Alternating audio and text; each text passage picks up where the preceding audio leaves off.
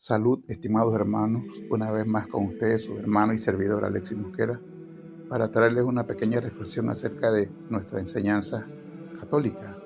Como ustedes saben, nosotros los católicos creemos en la tradición apostólica y la revelación en la Biblia, la Sagrada Escritura, ¿no? Eso se compone el depósito de la fe y que debe ser enseñado por el magisterio de la Iglesia, o sea, por los papas y sus documentos y los concilios, ¿no?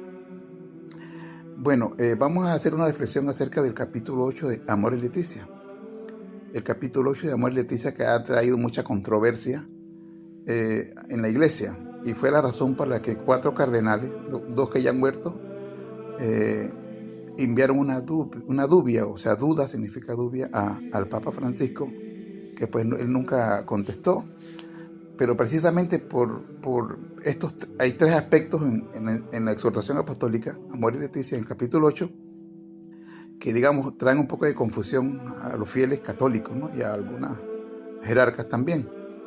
En primer lugar, hay 3 conceptos que la exhortación habla, ¿no? Que es, por ejemplo, en primer lugar, que las personas que viven en una segunda nupcia, no sacramental, pero sí civil, se llama divorciados y vueltos a casar, puede que estén en gracia de Dios y que pueden entonces recibir los sacramentos, la confesión y la Eucaristía. Y se basa en 3 principios que hay en el capítulo 8 de Amor y Leticia, dice el Papa, ¿no? Y los padres sinodales. Dice que ellos pueden estar en gracia de Dios porque pueden tener atenuantes, sobre todo la persona, digamos, que no tiene la culpa de la separación, ¿verdad? Por ejemplo, si una de las 2 personas falla y se va con otra persona, la deja, la abandona, y la persona que fue abandonada fue una buena esposa o un buen esposo, dependiendo, ¿no? Eh, Crió a sus hijos cristianamente, siempre los trató bien, ella puso todo de su parte. Entonces dice la exhortación que esa persona tiene un atenuante porque no fue por culpa de ella que se separaron. Pero vive con otra persona ahora, ¿verdad? Entonces creo que no es correcta esa expresión, ya que no importa si la persona fue buena y fue, digamos, no fue por culpa de ella la separación, sino por parte de la otra, pero esa persona no tenía derecho a volver a unirse con otra tercera persona. Lo dice claramente Jesús en el Evangelio de Mateo, en el capítulo 19.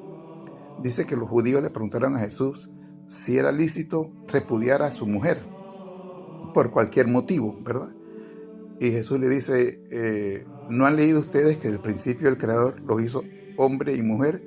Y por eso deja el hombre a su padre y a su madre y se une a su mujer, y ya no son 2, sino una sola carne.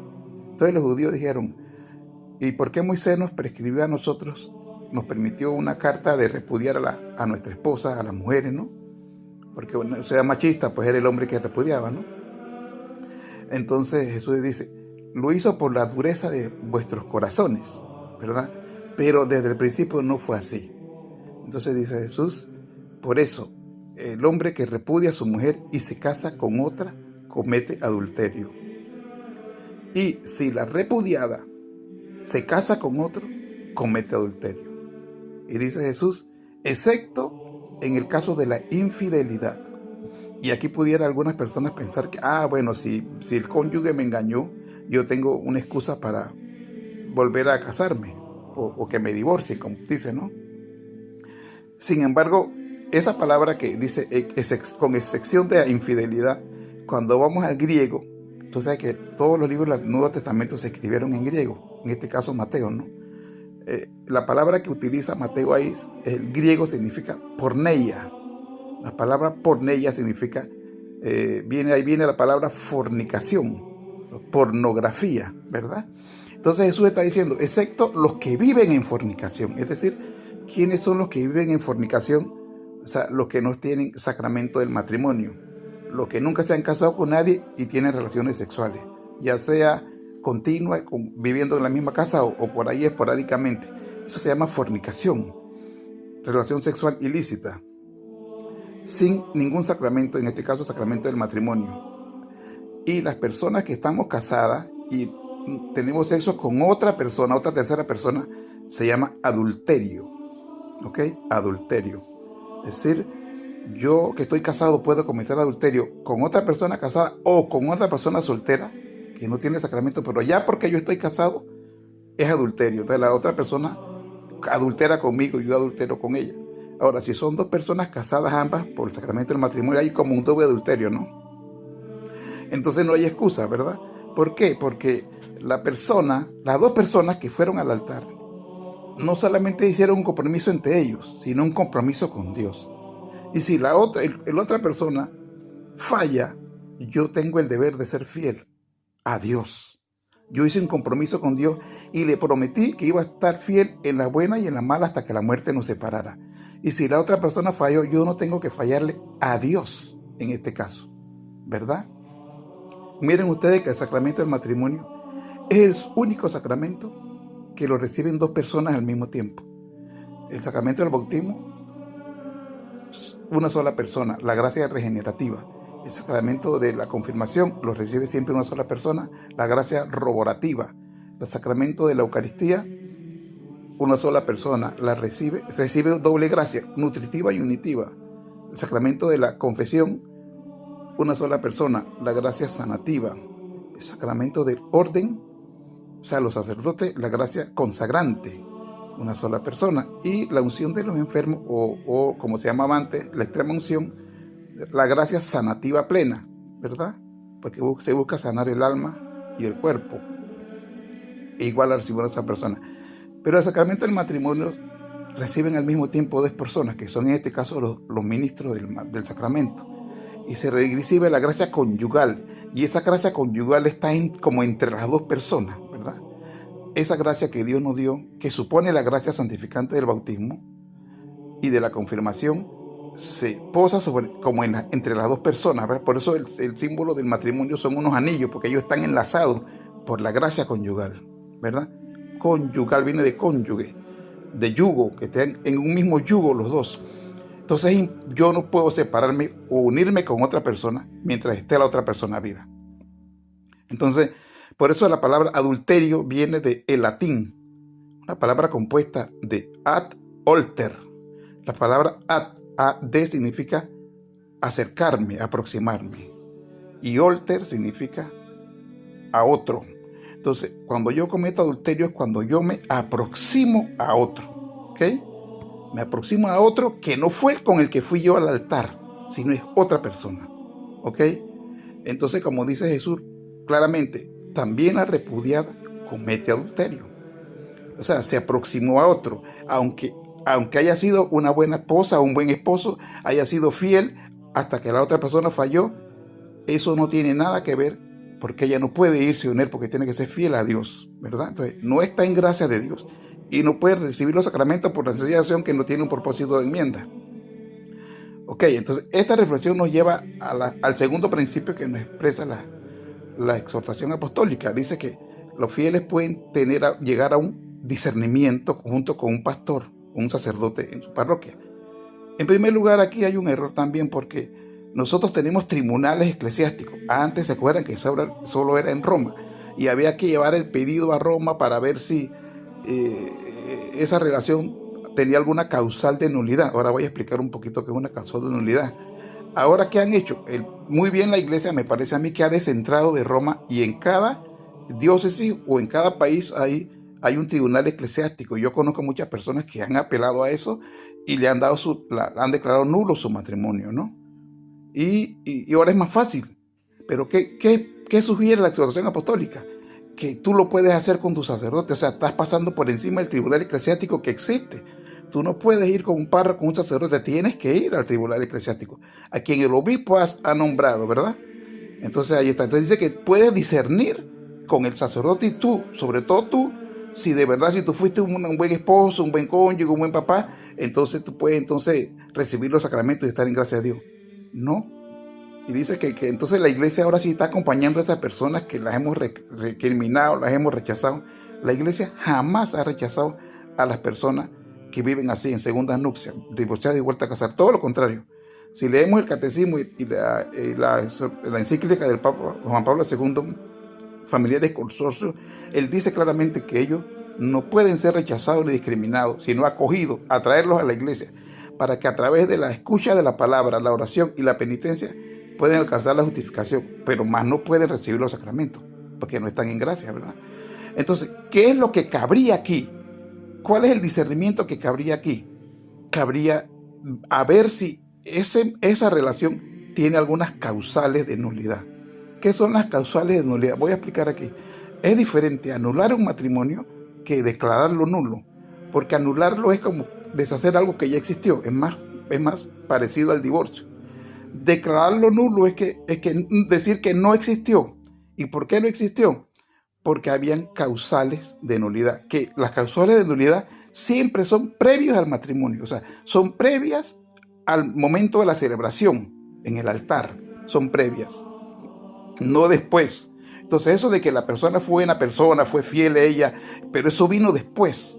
O sea, ya cuando el sacramento se llevó a cabo y se consumó, ya no pueden estar en gracia de Dios si viven con otra persona, porque viven con ad alter, o sea, se aproximó a otro que no fue al que fue con el altar. Entonces, las causales de nulidad más importantes son, y esta que voy a mencionar ahora es esa se veía más antes, ¿no? Ahora no tanto. Cuando hay coacción, cuando no había libertad. Yo recuerdo hace muchos años años atrás, que se escuchaba esto de que cuando un joven, un hombre embarazaba a una mujer, entonces los padres de la muchacha obligaban a casarse, ¿no? Y se casaban. Todos los que hacían eso los casaban a la fuerza, ¿no? Dice que muchas veces hay por ahí una leyenda de que en la celebración de la boda estaba el novio ahí como tembloroso con la novia, que ya estaba embarazada, y el papá estaba ahí atrás con una pistola debajo de la chaqueta, ¿no? De la ropa de paño en este caso. Y eso se llama coacción. Ahí no hay libertad, ¿verdad? No hay libertad. Entonces, ese puede ser una causal de nulidad. La otra causal que ahora es más común es el engaño, la mentira. Por ejemplo, si una de las dos partes no le dio toda la verdad a la otra parte y que esa mentira puede incidir en la vida, en la integridad de su cónyuge y de sus hijos, pues eso es una causal de nulidad. Por ejemplo, si un esposo es un narcotraficante o un lavado de dinero, está metido en una pandilla y no le dijo a la mujer, y la mujer no sabía, y la mujer pensaba que el hombre era un hombre bueno y decente, eso puede ser una causa de nulidad. ¿Por qué? Porque eso va a afectar a la larga a la esposa, a los hijos, ¿verdad? Imagínense que agarren a este tipo con la droga en la casa y la mujer está ahí y los hijos. Van presas las mujeres, así es la ley, ¿verdad? Otra causal, por ejemplo, el engaño, ¿no?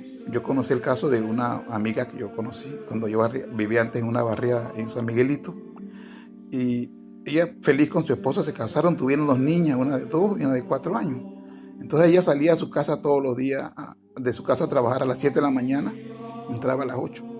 Y el esposo entraba como a las 9, 10 de la mañana. Ella se iba siempre, llevaba a las niñas a la guardería, al jardín, y ella se iba para el trabajo. Un día se le quedó un papel importante, un documento, y dejó a las niñas y se regresó como a las 8 de la mañana. Cuando llegó y abrió la puerta del cuarto, encontró al esposo con otro hombre desnudo en la cama.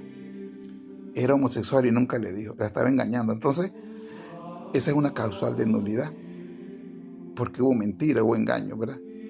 O por ejemplo, uno de los dos cónyuges que tenía amante, otro amante, digamos, heterosexualmente hablando, ¿no? Si fue previo, el engaño fue previo a la boda, es causal de nulidad. Otra causal de nulidad puede ser la impotencia o sobre todo la esterilidad.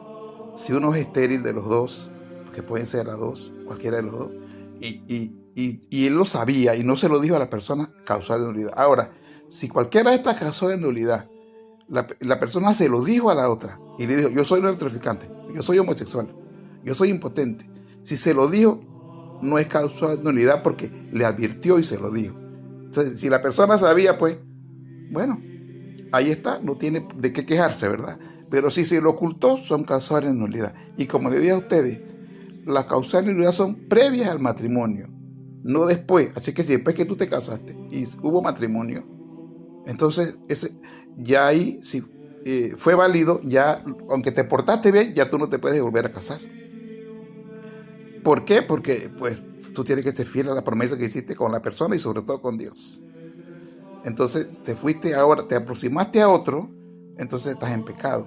Eso es lo que enseña la iglesia en 2000 años. Eso es lo que enseña el magisterio de la iglesia. Y ahora se está contradiciendo, ¿verdad? Entonces, eso es lo que la iglesia tiene que discernir, a ver si hay causales. No que yo me voy por ahí. Y fíjense lo que dice. Lo más triste es que dice que el mismo sacerdote, el mismo pastor, no puede hacer nada si la persona que está discerniendo considera que ella es una buena persona y que ella apela a su conciencia de que ella pues no ha fallado y entonces ya puede. Que el mismo sacerdote no puede oponerse a eso. Imagínense ustedes. Queda la conciencia. O sea, como quien dice, la persona es juez y parte. O sea, es el fiscal y es el abogado defensor. Recuerden lo que dice la palabra de Dios, ¿no? Que el corazón del hombre es perverso y engañoso. ¿Quién puede comprenderlo, no? Recuerden ustedes el caso de David, ¿no? Que yo siempre pongo, ¿no? David, cuando estaba en guerra, Israel no fue a la guerra, David se quedó en su palacio, ¿no? Y de lejos divisó a una mujer bañándose, ¿sabes? Y le gustó y la trajo y se acostó con ella. A las pocas semanas, la mujer le dijo, estoy embarazada. Cuando David se dio cuenta, llamó a buscar al esposo que estaba en guerra, Urías, se llama Urías Elitita, y lo mandó traer y le dijo, mira, ve, acuéstate con tu mujer, come y bebe para que descanses un poco. O sea, ¿qué quería hacer David? Quería meterle el muchachito. Y entonces ya iban dos pecados, ¿no? El adulterio y el engaño. Entonces, Urías no entró, se quedó en la puerta y no entró a estar con su mujer porque decía, ¿cómo es posible que mis otros compañeros están peleando y yo aquí me voy a estar contando con mi mujer y comiendo y bebiendo? Y se quedó. Y cuando David se dio cuenta que él no entró, entonces lo mandó para la batalla y le dijo al comandante, ponga a Urías en lo más profundo de la batalla, en lo más alto, en lo más cercano a lo del enemigo, y cuando esté allí, en lo más recio de la batalla, aléjense y déjenlo que lo mate. Y lo mataron. Entonces, 3 cosas hizo David: adulterio, engaño y homicidio. Y fíjense ustedes quién era David. De David se había dicho que era un hombre según el corazón de Dios. O sea, David era el rey de Israel, un hombre que danzaba en el espíritu cuando iba con el arca. Y sin embargo, miren lo que hizo. Que cuando el profeta Natán fue y le dijo, David, te cuento una historia, hay un hombre que tenía muchos cabritos y su vecino tenía solo uno. Y cuando ese hombre quiso hacer un sacrificio, matar un cabrito, agarró el del único que tenía, del vecino, el único que tenía, y lo sacrificó. Y no quiso sacrificar los cientos que tenía él. Y David le dice al profeta Natán, ¿quién es ese hombre? Dímelo para yo mismo matarlo. Y le dice Natán, fuiste tú mismo. Y le cuenta todo lo que hizo. Y imagínense ustedes, un hombre según el corazón de Dios. Y no había caído en cuenta de todo el daño que hizo. Luego él se arrepiente y hace el famoso salmo, ¿no? De el Misere, ¿no? David, un hombre según el corazón de Dios, su conciencia lo engañó. Porque el hombre es perverso y engañoso. Porque el hombre es egoísta y el hombre siempre va a tratar de justificarse. Entonces él no puede discernir, ni puede ser juez y fiscal de su propio caso. Para eso está el tribunal eclesiástico. ¿Se dan cuenta? Entonces lo que tiene que discernir la iglesia es si hay causales de nulidad. Si no lo hay, el matrimonio es válido y no se puede ir a vivir con otra persona. Porque dice, comete adulterio, dice Jesús, la repudiada también comete adulterio. Otra de las cosas que habla la exhortación apostólica, cita un poquito a Santo Tomás de Aquino, el tercer tema, ¿no? Principio, habla de la gradualidad de la ley, o sea que la ley se cumple por grado, ¿no? Sí, la ley se cumple por grado. Ustedes imaginemos en un plano cartesiano, el eje de las X, ¿no? Lo saben matemáticas. Horizontalmente está el eje de las X. El 0 no es ni positivo ni negativo. A la derecha, todos los números que están a la derecha son 1, 2, 3, 4, son positivos. Y a la izquierda son menos 1, menos 2, menos 3, 24, ¿verdad? Son negativos. Entonces, cuando una persona está en gracia de Dios, está en el 0. Porque una persona puede estar en gracia de Dios cuando fue bautizada, incluso va a la iglesia, incluso comulga y se confiesa, pero esa persona no está haciendo el ejercicio para practicar la virtud. Hay mucha gente así que va por rutina a la misa, son católicos, están en gracia porque no viven en pecado mortal, pero ellos no están realmente siguiendo a Cristo. No están practicando la virtud, no están haciendo penitencia, no están perdonando al prójimo, ¿verdad? Entonces no están adelantando en la virtud, en su santificación. Como ustedes saben, son 3 vías para llegar a la santidad, ¿no? Primer tercio, la vía purgativa, dice que cuando el alma comienza, toma en cuenta que tiene que cambiar, y aunque está en gracia de Dios, hay gente que no entiende que tiene que cambiar. Entonces comienza a avanzar. Después de la vía purgativa viene la vía iluminativa, que es un adelanto, y después viene la vía unitiva, ¿no? Cuando ya la persona se une a Dios. Pero todo lo que está hacia la izquierda, en un lado negativo, es cuando la persona no está cumpliendo la ley, o sea, vive en pecado. Entonces la gradualidad de la ley es cuando tú tienes que estar en gracia y vas avanzando hacia la derecha positivamente. O sea, si yo estoy violentando la ley, no puedo hablar de que yo voy cumpliendo la ley gradualmente. La ley se cumple gradualmente, pero primero tengo que practicar la ley. Entonces, si estoy viviendo en pecado, en adulterio, no estoy cumpliendo la ley. Entonces no puedo ir. O sea, es como que lo que quiere decir la exhortación es que la gradualidad de la ley es que yo puedo comenzar de negativo, aunque no esté en gracia de Dios. No, porque no la estoy practicando. La gradualidad de la ley es que la voy practicando 0, 1, 2, 3. Se va poco a poco. Entonces una persona que está en el 10, por ejemplo, vía iluminativa, por decir un ejemplo, ¿no? Está más adelantada.